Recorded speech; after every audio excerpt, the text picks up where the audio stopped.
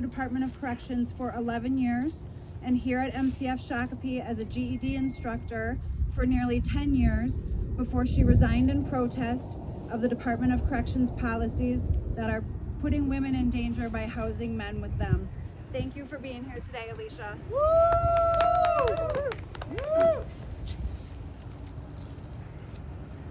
Good afternoon, everyone, and thank you for being here.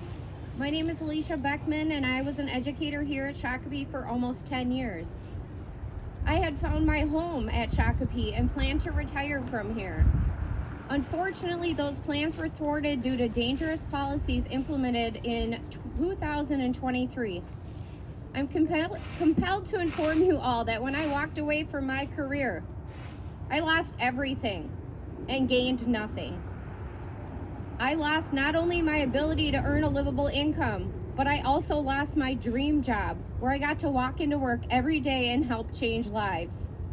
This was more than a job. It was a career I was passionate about because I knew I could help make a difference, to be an agent of change.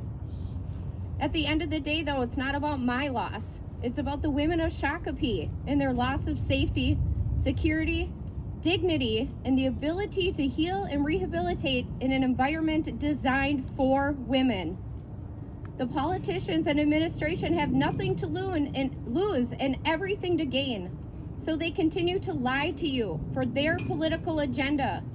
They continue to ignore the voices of incarcerated women and women across the state and those who stand with these women. Today's message, however, is not for those of you in the crowd and those of you standing behind me. That would be like preaching to the choir. This message is to the citizens of Minnesota and across the country who have been misinformed and misled about the dangerous policies taking place at the Women's Correctional Facility where I stand today. Not only are women not safe in prison, they aren't safe in locker rooms, bathrooms, gyms, sports, sororities, schools, and anywhere else where dangerous political agendas are given room to breathe. For those of you who don't know, the buildings of Shakopee Correctional Facility are named after well-known female advocates, suffragists, and activists who made an impact on women's history. So here's your history lesson. Florence Monahan was the first superintendent of the Shakopee State Reformatory for Women, which opened in 1920. It was a pioneering institution in women's history, aimed at reforming women offenders. Monahan's approach was rooted in the belief that rehabilitation and vocational skills development were essential for reintegration of women into society. Isabel Higbee was a social reformer who joined the chorus of voices calling for the construction of a women's reformatory in Minnesota. Isabel Higbee once said, "No man can refuse us the reformatory when it is realized that women are willing to give up their lives for it." Women like Isabel Higbee and Florence Monahan believed in the importance of women's only spaces and fought for it. There's a building here named after Harriet Tubman, and Harriet Tubman once said, "The Lord who told me to take care of my people meant me to do it just as long as I live, and so I did what he told me." Harriet Tubman fought for freedom, and we must do the same for these women. Rosa Parks, "You must never be fearful about what you are doing when it is right. What we are doing is right. We must not allow women to be treated as lesser than, no matter what the circumstances." Mary Bethune, "Next to God, we are indebted to women, first for life itself and then for making it worth living." Susan B. Anthony, "No self-respecting woman should wish or work for the success of a party who ignores her sex." Amen. Sex and biology are being ignored and replaced by gender ideology that has been manufactured.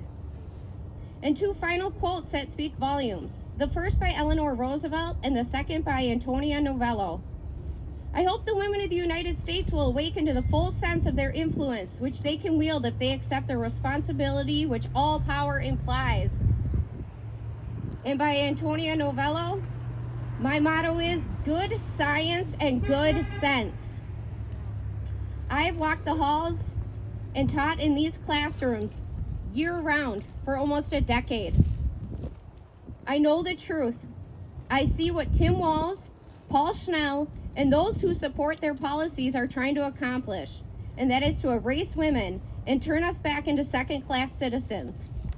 They have no qualms about putting women in danger and lessening their chances of rehabilitation and healing, all to advance their agenda.